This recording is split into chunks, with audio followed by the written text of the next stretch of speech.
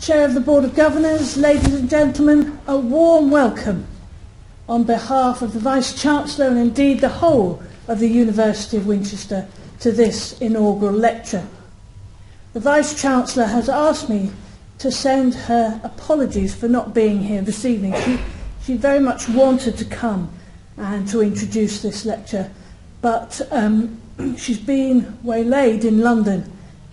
She was summoned to a meeting with the Minister for Higher Education and has been waylaid. But I'm very glad to be here. I'm Liz Stewart, I'm the Deputy Vice-Chancellor. And I'm particularly glad to be here because Louise and I share two passions, dogs and gardening.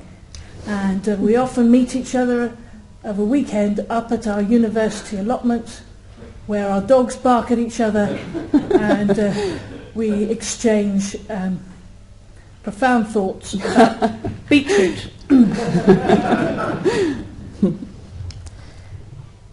Professor Louise Hill Curth was born in Chicago, but has always been a huge Anglophile and has now lived in England for almost 30 years. Her family did a lot of travelling overseas to various countries, including Japan and England, which was quite unusual for Americans at that time.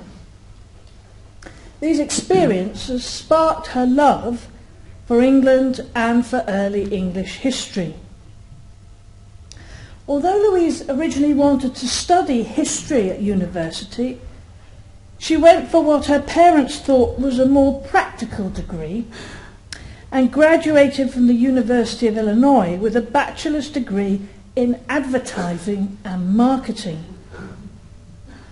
She managed to study history as a minor subject, though. She then worked as a radio announcer for several years. I can't believe that you ever needed a transmitter, actually.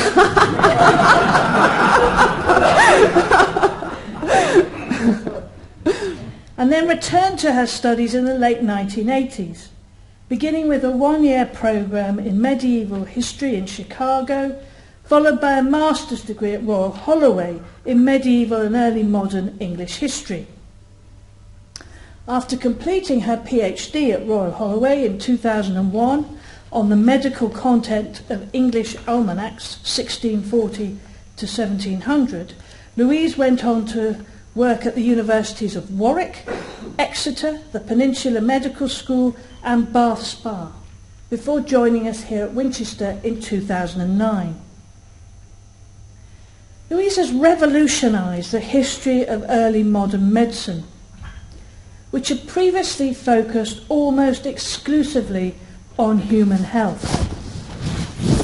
In addition to her work on early modern medical astrology, she's best known for her work on health and illness in early modern animals, and is the world's leading scholar of early modern history of veterinary medicine and animal healing in Europe.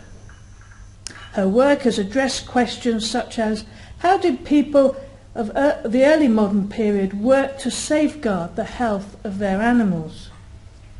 In an age of anthropocentrism, how did cultural diktats shape human-animal relationships?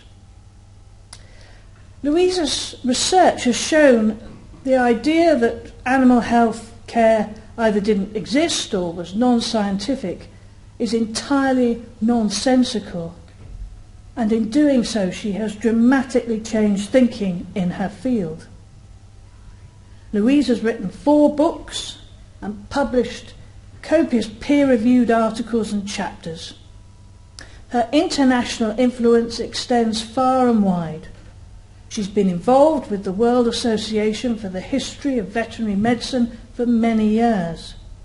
She's on the editorial boards of the Huntington Quarterly, New Frontiers in Veterinary Science, and is series editor of the New Perspectives in Veterinary History for the Winchester University Press. She's regularly invited to give scholarly presentations to international audiences. Here, Louise founded and heads up the Centre for Medical History and is currently working on what will be the first academic monograph on the history of medical astrology. Louise, we're very proud to be here tonight to celebrate the journey you've had here at Winchester to become Professor of Medical History. Ladies and gentlemen, please join me in welcoming Professor Louise Curth.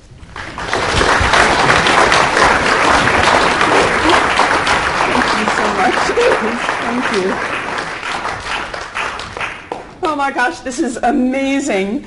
As well as being loud, I'm very enthusiastic, as my colleagues know. Okay, so can I first start off by thanking Professor Stewart. Thank you so much for that lovely introduction. And many, many thanks to all of you who have come here to join us tonight. I'd especially like to say thank you to my sister, Emily Chardell, who's traveled from the States to be here. Round of applause. Yeah. I'd also like to mention people who unfortunately can't be here tonight, but they will be watching me on the YouTube, the University of Winchester's YouTube channel. Bet you didn't know we had that. So you can re-watch this if you really want to afterwards. Starting with my mother, Joyce Hill, who unfortunately wasn't able to travel from Chicago because she wasn't well enough. And all of my other friends and colleagues from over the decades who unfortunately couldn't come to this evening. On a much more serious note, I would actually like to dedicate my lecture tonight to the memory of my father, Bernard Maurice Hill. He taught me that you can do anything you want in life if you work hard enough. And he was absolutely right, and I'm here tonight to prove that. Okay, so before actually moving on to the really important stuff, which are the early modern animals, let me tell you just a little bit about how I got to where I am now. Okay, this picture sums up my entire childhood. This is me with a book. I was always with a book. And that little thing I'm holding is a dog, in case you can't tell. This was our family dog, Brigadoon. Through my childhood, that was me. This sums it up, a dog and a book. Okay, now there was another really big influence which some of you might recognize. It's Henry VIII, but it's not just Henry VIII. This is the actor Keith Michel, some of you might remember. Now, when I was a little girl in Chicago, I watched this series, and I was just enraptured by this period in English history. And it's because of Keith Michel, it's his fault, that I was determined to become not only an English historian, but to someday live in England. Okay, so that's my childhood. What's next? That's me getting my PhD from Royal Holloway. Okay, so fast forward. Before I go on to the old animals, I'd like to show you some more modern animals who had a major influence on my life. This is my dog Vladimir, who's no longer with us. This is my dog Bessie, helping me read the weekend newspaper. Yeah. Sadly, she's no longer with us. But this is my Charlie, who's good friends with Arthur, Liz's dog. And as many of you know, and love Charlie as well, he's often with me. Okay, so let's move from these animals and go a little bit further back. Okay, let's talk about beasts, because the title of my paper, after all, is about From Man and Beast. Now, if we go back a little bit earlier, lovely 17th century picture here of animals. Just one of the lovely pictures I'm going to show you tonight. I'm going to show you lots and lots of pictures. So if it's not that interesting what I'm saying, you'll like the pictures. Okay, so beasts, animals. What were they? Why are they important? Why is it so important to study the history of animal health care? So just to sort of break this down, I'm going to start by talking about beasts. I'm going to move on to myths and lies. Then I'm going to talk about the importance of early modern animals. Then I'm going to tell you a little bit about medical beliefs in the early modern period. So I apologize to some of you who will already know about these things, But it's important to give you a bit of a context and a background for what I'm going to say further on.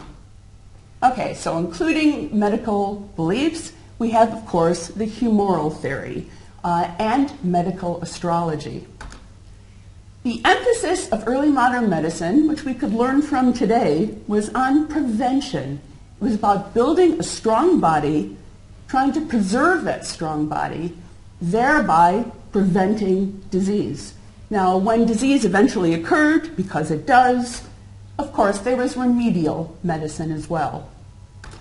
Okay, then I'm going to talk about something that I call the veterinary marketplace, which has to do with the different types of medical options for animals. And I'm going to cram all of that into this lecture, so I'm going to talk quickly, but hopefully not too quickly. Okay, let's move on to the animals. Now, here's the first of many pretty pictures. This book is called The Government of Cattle. Now, cattle was the generic term for domesticated animals in the early modern period. There's a very good reason for this. It comes from the Latin word for movable wealth. So during the Middle Ages, animals were part of the movable wealth. Okay, so as you get through the Middle Ages, as you go into the early modern period, the term cattle actually took over. Now, another common word that was used was beast. That comes from Latin for animal. But the word cattle, you might be wondering why there are all of these miscellaneous animals here. The reason is because there were two types of cattle. There were lesser cattle and greater cattle. So lesser cattle were animals like sheep, goats, dogs, and you'll really like this one, also poultry. So chickens were lesser cattle, and ducks were cattle as well. Greater cattle, as you might imagine, were the much larger animals. So we're talking about horses, oxen, cows, large animals like that. Okay, so if we move on from that, let's look at some myths and lies about early healthcare. Now, for my students, and I see a number of you in here, I'm afraid this has to do with historiography. Okay, so this has to do with what other historians have actually said about history, veterinary history in the past. Okay, I think they're myths and lies. Let me tell you a few things here. Okay, so here's a nice picture. Here's some blacksmiths. They're with a horse. They look fairly innocuous, right?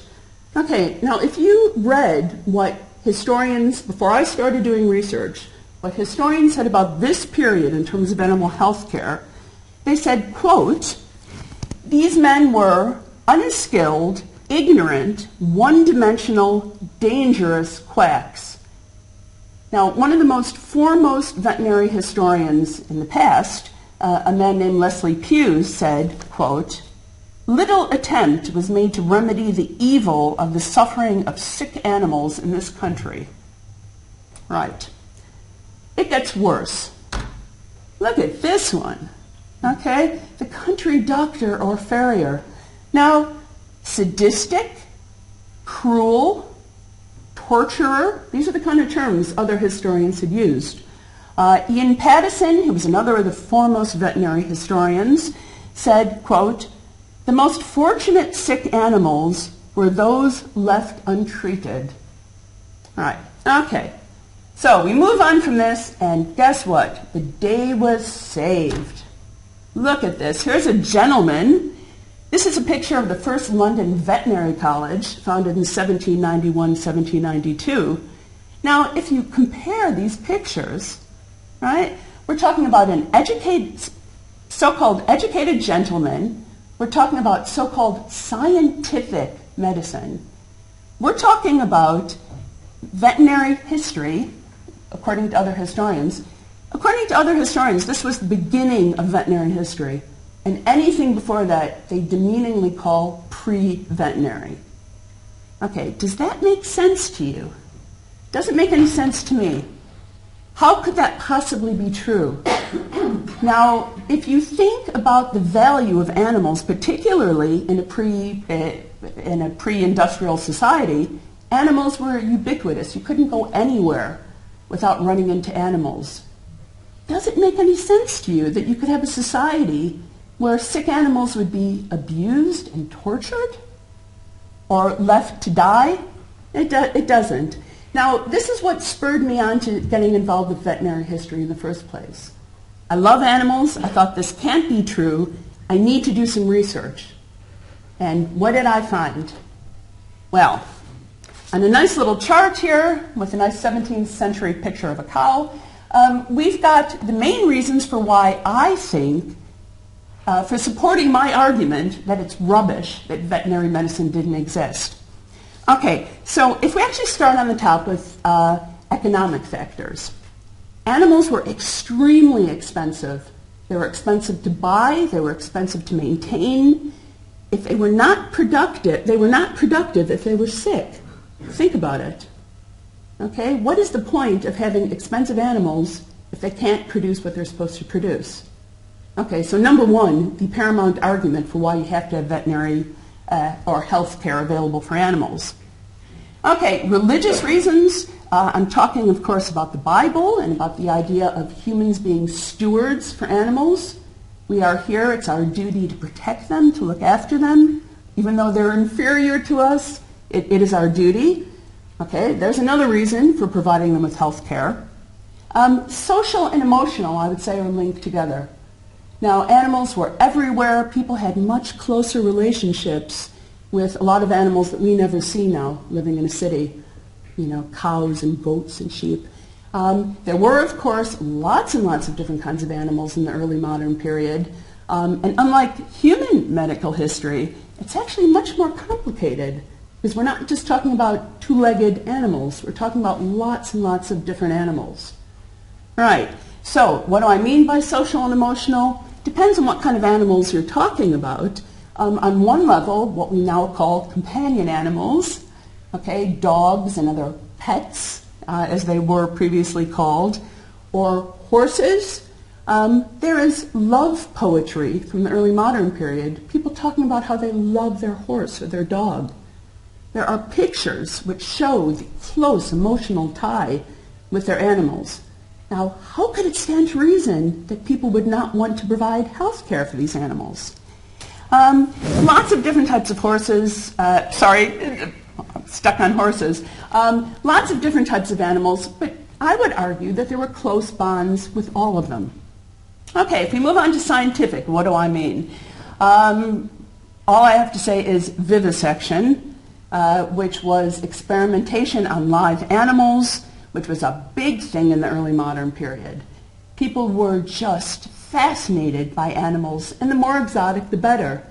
So all sorts of strange exotic animals were brought into London, and a lot of them were experimented on and dissected to find out how they worked. Now, I would argue that all of these prove, if I dare say that, prove that you have to have a system of medical care. If you don't have that for the animals, they'll die. Now, I seem to have left out entertainment here. Maybe the health of fighting animals, for example, maybe the health wasn't so important. But other types of entertainment, riding, hunting, okay, you needed to have healthy animals. Okay, so this is what I think. And as Liz mentioned, I've written a few books. My first book on English almanacs was not my first publication about animals. I started publishing articles, in 2001. Now, my first book on almanacs came out in 2007, and it's since been republished in paperback, which is pretty cool. But this book is important because it had a complete chapter on animal health care. And this was the very first chapter or part of a book in England published on this topic. Okay, so I was working on it, and I became more and more interested. So this resulted in my second monograph called The Care of Brute Beasts. Now, this was published in 2010, and I find this a bit embarrassing, but since it's my inaugural, I'm going to tell you about a really nice review of my book, so it's not my words. In the Social History of Medicine, which is one of the premier journals in my field. A reviewer said, quote, "Medical historians have one thing in common. They focus on human beings. And that this book of mine was the first to, quote, break this anthropocentric tradition by successfully challenging the stereotype that veterinary medicine only began in 1792 with the first veterinary college." The review went on to say that this work not only filled a void in the historiography of medicine, but that the author should be commended for examining veterinary beliefs and treatments on their own terms. Okay, so I followed on from this book. 3 years later, I published this book. This one focuses exclusively on early modern horses. Now, I wanted to do a book on dogs, but I couldn't find enough primary source material, so I decided to go for horses because horses were at the top of the animal hierarchy in early modern England.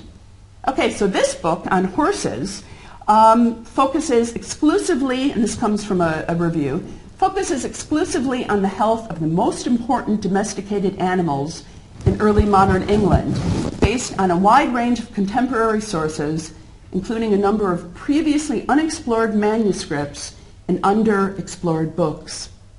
It is, quote, not only full of groundbreaking materials, but has been written in a lively and enthusiastic way. How about that?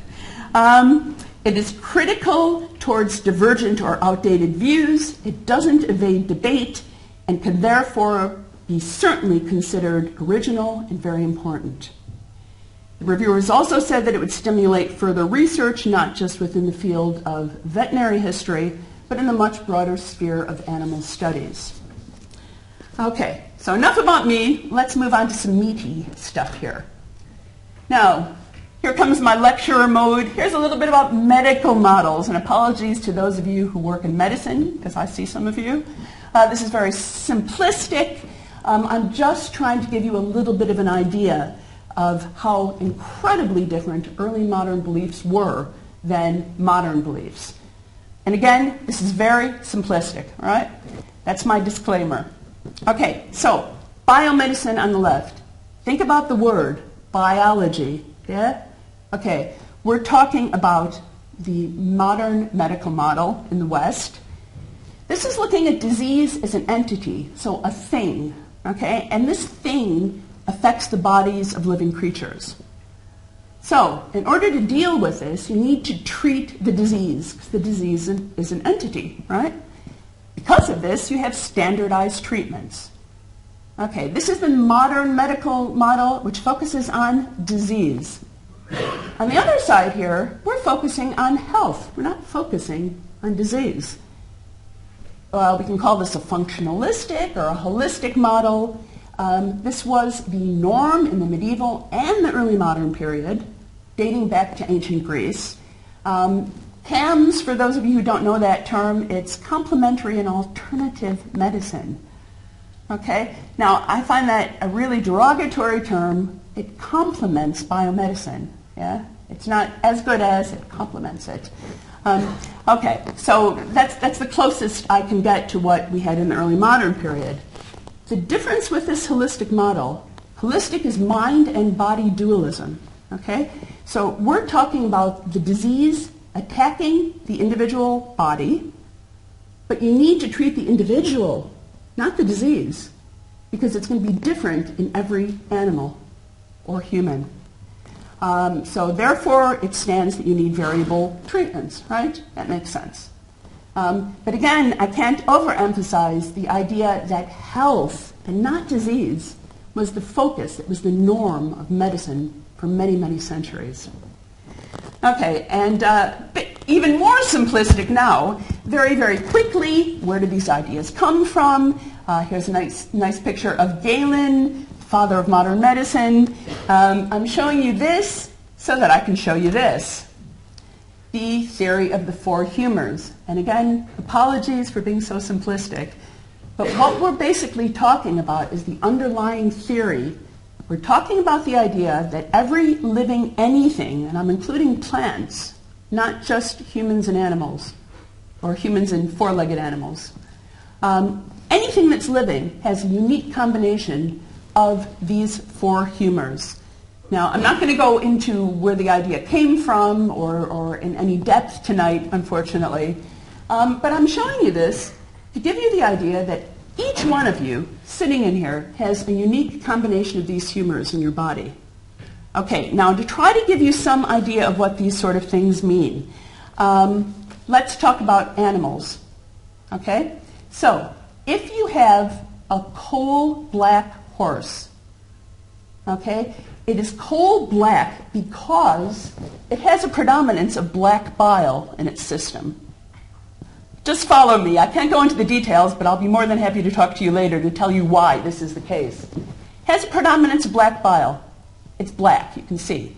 What does that mean? That means that that horse is going to have a dry and cold constitution. Okay, that means it's going to be particularly susceptible to diseases that are also dry and cold. It also means, if you look at the opposite, it's going to be healthiest at the time of year that's the opposite. So when it's hot and wet weather. And this all has to do with the idea that the macrocosm of the universe is replicated in the microcosm of living creatures. Okay? So again, I'm sorry I can't go into more detail. But just another quick glimpse into this. A white horse, or a milky white horse, would be a phlegmatic constitution. It means they're cold and wet. It means they're going to be really slow. Okay, but they're going to be strong but slow. And that's actually good if you want a horse to, say, run a mill, yeah, or to pull a plow. The coal black horse that I mentioned a minute ago would have a lot of energy, but it wouldn't be very strong, and it would be best for warfare. Okay, so the sort of things I'm telling you, nobody else had looked at these before. There's been a huge amount of research on how these apply to humans, but not to animals before I started working on this. Okay, so let's take the humoral theory and let's add something to it. Let's add astrology. Okay, or astrological physic. Physic was the contemporary term for medicine. Okay, what is this? When you think of astrology, you probably have all sorts of stereotypes about newspaper horoscopes and other rubbish. It's not what I'm talking about. I'm talking about something that was called the science of the stars, which is the topic of the monograph I'm currently working on. This was science we're talking about. Okay, what was this about? This was about God in the heavens moving the planets and the stars in a way that would cause events on Earth. And again, it's very simplistic, which I apologize for, but the macrocosm of the universe, and this all comes down to affecting living everythings on Earth.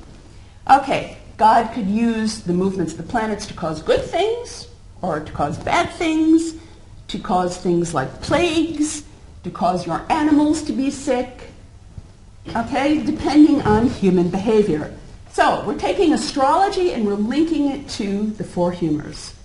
Okay, how does this work? Well, really briefly, here's a picture of the signs of the zodiac. Okay, now, keep this in mind because I'm now going to show you some pictures of how these signs of the zodiac apply to the body. I hope. Okay, so here's a picture. I'm losing my robe here. Here's a picture of Zodiac Man. Now, this was extremely common in early modern manuscripts, or medieval manuscripts, early modern manuscripts. This image is showing you how the parts of the human body are linked to the different planets. Now, for years and years and years, I looked for a comparable picture for animals, and I finally found one. Now, how cool is that? Okay, this is Zodiac Horse. This is the only image I've been able to find. Now, you can see that the signs of the zodiac that the different parts of the horse's body are linked to are very similar, yeah, to the human body. But what does this mean? Okay, if you look at the horse's head, you'll see that it's linked to Aries.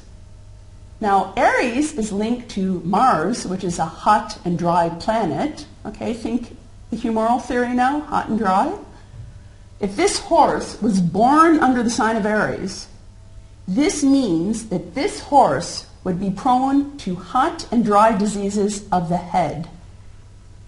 Okay, so again, this is very simplistic, but I hope you're starting to get the idea of how these things work together. So, with this kind of knowledge, as a horse owner, you could think about how best to provide a healthy lifestyle for your animals, right? Now, I like to use the term health a lot because, as I said, the focus was not on disease, it was on health, and it was about trying to prevent disease. So if we actually move on from here, we're going to move on to looking at how you would go about trying to provide your animals with a healthy lifestyle. And healthy lifestyle is not an early modern term. It's a term that I think really encompasses what early modern writers are writing about when they write about health regimes or health regimens. Now, going back to the picture of Galen, these are the Galenic non-naturals. Non-naturals as opposed to naturals. Naturals are the macrocosm around us. Right? You can't change that. But these are factors that you can change in your own lifestyle and also for your animals. Okay, so very briefly, if we look at some of these, the term air refers to really the environment that you're living in. Okay, so certain kinds of healthy air, diseased air, which was called miasma in the early modern period. Different types of air were healthier for different types of animals, not surprisingly when you think about the individualistic system we're talking about. The healthiest air for your animal would be the air where that animal was born. And why is that? Because the place where the animal was born was linked to a sign of the zodiac. Okay, so everything here is this multifaceted. It's all connected together. Okay, so you could try to provide your animal with good air, keep it away from miasmas. Motion and rest. This has to do with, I would say, the well-being of the animal as well, which is a term we use now. Not letting your animal work too much. Linked to the next thing, making sure it has enough breaks to rejuvenate itself, making sure it has enough time to sleep, and there were guidelines depending on the humoral constitution of your animals. Okay, the next one is things taken in, which are food and drink. Huge amounts of printed and manuscript sources referring to diets, appropriate diets for different types of animals in the early modern period, with the emphasis on keeping them healthy. Also a lot of information about what kind of diets you should give a sick animal. Okay, so lots and lots of information about that. Things excreted. Now, if you think about what I said about the four humors, and every living anything has a unique balance, if your humors get unbalanced, then you're theoretically sick, right? So, things excreted. Ancient Greek writers saw things coming out of people's bodies when they sneeze or they blow their nose or, that sort of idea. So they came up with the idea that you need to periodically get things out of your body. Not surprisingly, these usually had to do with humors. So the idea of bloodletting, which is a stereotype that people were bled to death, or animals, they were not bled to death. The idea was getting rid of some of the blood if you had too much, if that was throwing your balance out. This also has to do with sexual activities, which we won't go into tonight, but it had to do with rebalancing the animals' bodies. There's a lot of printed material about that for the early modern period. Okay, and finally we have passions and emotions. And I've already said we're talking about a holistic mind-body dualism, right? So it's hardly surprising that one of the major components of having a healthy lifestyle would be thinking about your passions and emotions. Now, Hippocrates wrote that moderation is the key to everything. So, believe it or not, too much of even what would sound like a good emotion to you, like love, could make you sick. You know the term love sickness? Okay, Today that doesn't mean anything. It was a disease label. Love sickness was if you felt too much love. Anger was a big one for animals. Fear was a big one. You wanted to make sure your animals weren't afraid, that they had joy in their lives.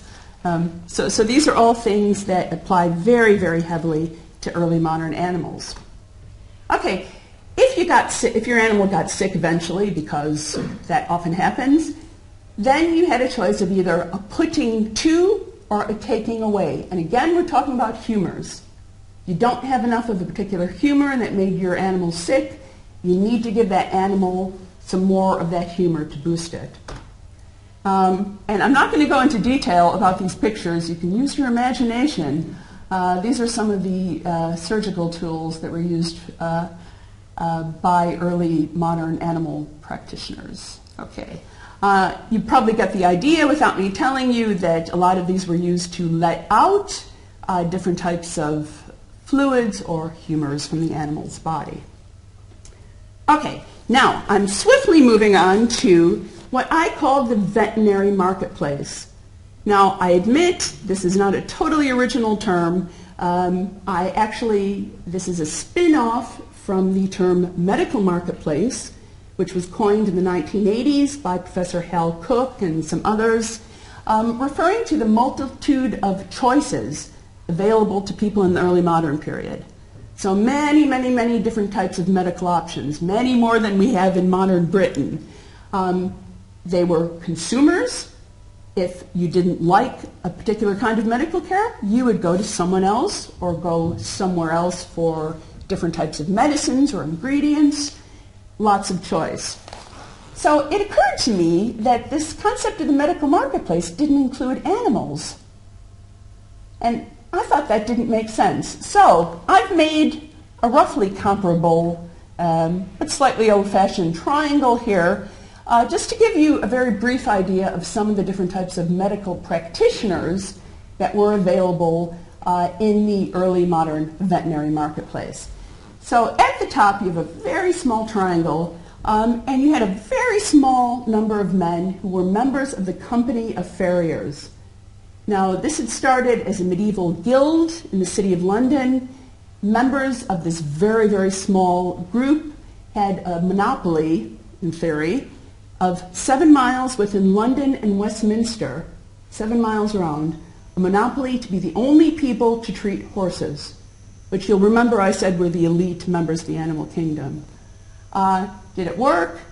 No, not really. So there were lots of other people who were trying to get this lucrative business. And I see they got slightly cut off there. That should say animal doctors / farriers. The reason I've got those words there is because the kind of medical titles we use today, they don't really apply to the early modern period. Okay, people might call themselves an animal doctor, they might not. They might just treat animals. Okay, so it's a different kind of thing.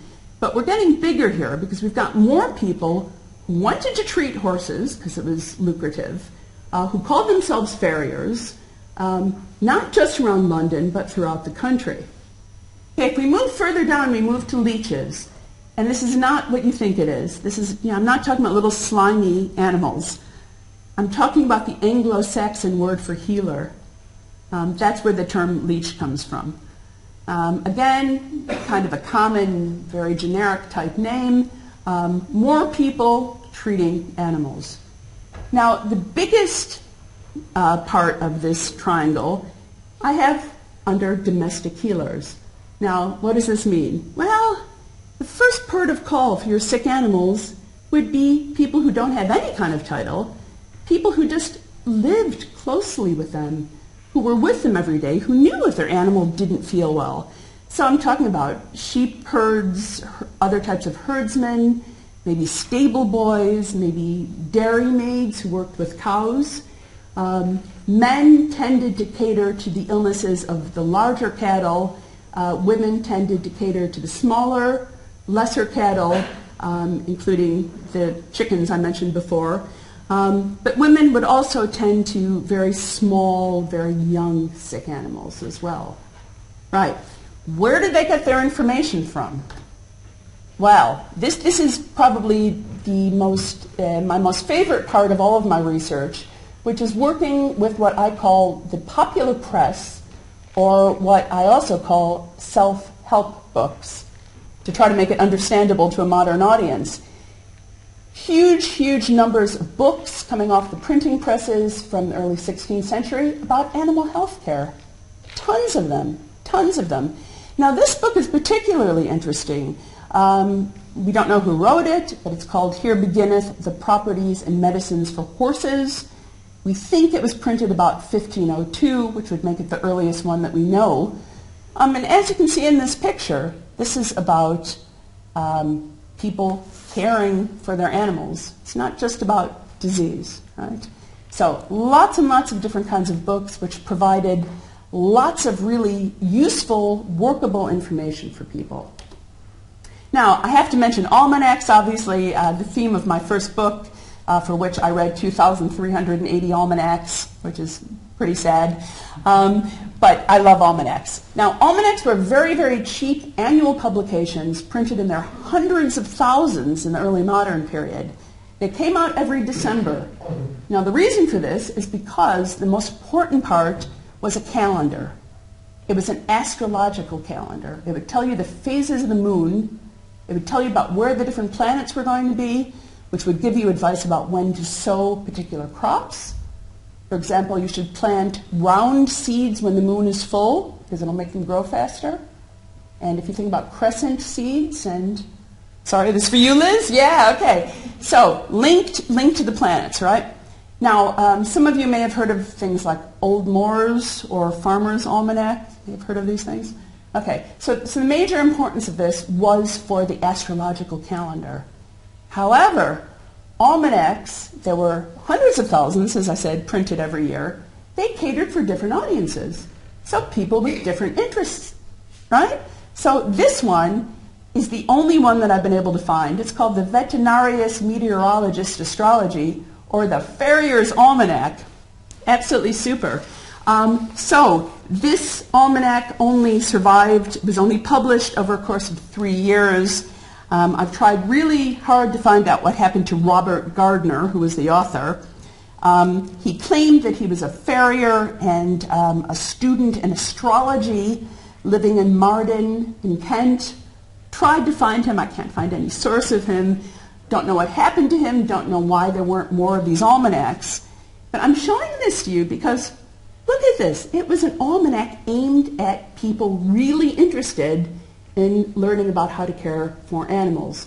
Now, don't be waylaid by the word farrier. The recipes, the medicinal recipes in here were aimed at all sorts of different animals. Okay, now, to give you a little bit of an idea, not that I expect you to read this, but just to give you some idea, we've got the calendar here with the astrological movements. On the right-hand side, you see various recipes. Now, although I don't think you can make it out, a recipe for a surfeit, so a surfeit is having too much of something. Some of the other recipes that were in there, there were recipes for helping animals with loose teeth, interestingly. There were recipes for animals with poorly paws, and all sorts of different types of animals. Really, really interesting stuff. Particularly interesting that things like this actually survived. Because if you think about a yearly almanac, most of them got thrown out or used for other purposes at the end of the year. Okay, so this is how we know about a lot of these things. There's a huge amount of primary source material available, and it shows, I believe, that there was an existence of a good system, a long system, if you think back to the Company of Farriers, going back to the early Middle Ages, and lots of different reasons for why they existed. And as I'm drawing towards my conclusion here, if we look at this quote from Genesis, and God said, "Let us make man in our image, after our likeness, and let them have dominion over the fish of the sea, and over the fowl of the air, and over the cattle, and over all the earth, and over every creeping thing that creepeth upon the earth." Now, the title of my paper was For Man and Beast. Okay, now the reason I did that, I didn't put cattle because I didn't think you'd know what I meant, but at that point. But for man and beast, why animal health care? Was it for the animals? Yes. Was it for the humans? Yes. Animal health care existed for humans and for animals. So I think, in summary, going back to what must be my absolutely favorite picture from the 17th century, there were lots of different reasons why there had to be animal health care. So economic, I think, is paramount, but other religious, social, emotional, scientific, lots of different reasons. And it's really, really important, I think, to open up a new area of research like this. I'm hoping that this topic will continue to get more people interested in it because it's a really wide open field. And it's really, really important because it tells us how we got to where we are today. And I think it gives us insights not only into the health of animals, but also into our own health. So thank you very much.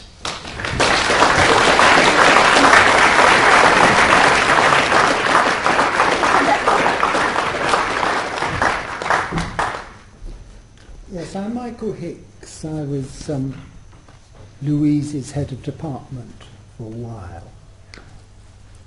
Yes, I wasn't quite sure what my role was here. I understand it's to thank Louise for her lecture, and in a short while I'll do that. But I think we can see in this fairly brief lecture the essence of Louise in the clarity of vision, the persuasiveness, the way in which she has developed and made us all appreciate her new area of study. Now, I think Louise first burst into my consciousness in 2009. And I said to burst is, of course, the right word for Louise. She arrived as a lecturer in health, and from the moment she arrived, she was trying to to join the Department of History. I am really a historian, she declared, and she kept declaring it as health moved from department to department and from faculty to faculty, until, of course, she achieved her objective. And from the start, and Louise mentioned this right at the beginning of her talk, enthusiasm was the salient feature of Louise, and enthusiasm for all kinds of things. Enthusiasm for dogs, for veterinary history, for medical history, for astrology, for almanacs, for so many other things. I didn't know about the gardening. And of course Louise is above all a researcher. She's always overflowing with new and original projects. I think we had a hint of some of those today. There were projects, for example, on farriers. And for all of them, she's always needed more time and more money than is available. Louise's background is very important. That early degree, the work as the announcer, because as you can see, Louise is very good at presenting herself. She's a great self-publicist, but she also has impact.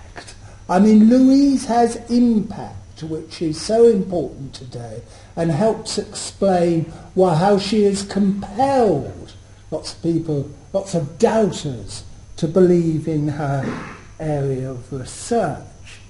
And Louise is always anxious to get on. Yes, she wanted to join the history, but she wanted to become a reader. She wanted to become a professor. She wanted to develop her field, and she has succeeded in all these, in spite of not meeting some of the conventional criteria.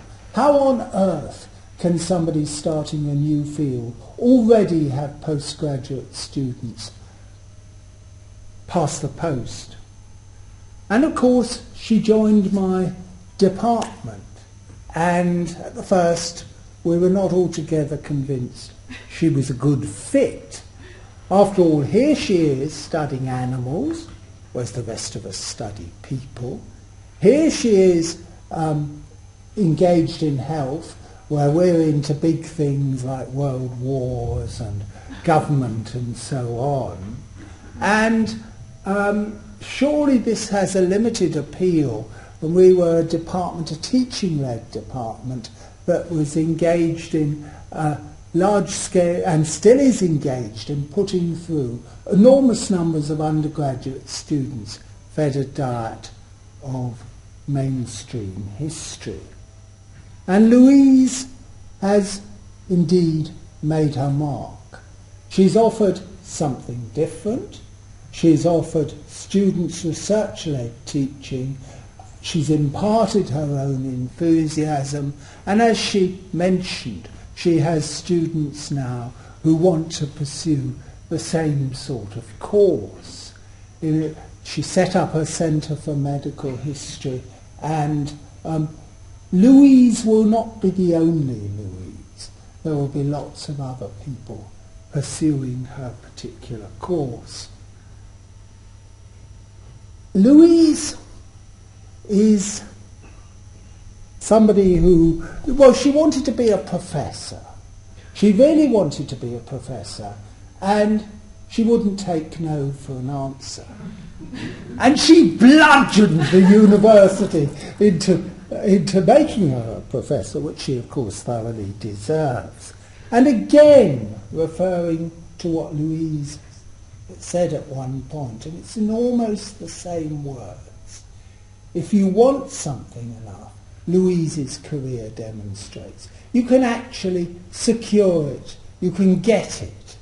And Louise's career of carving out this whole new area and presenting it not just to academics, not just to people in the wider world and us tonight, but to international audiences, is a splendid achievement which is marked by this professorship and by this inaugural lecture, and which I now urge you to thank her for. Thank you.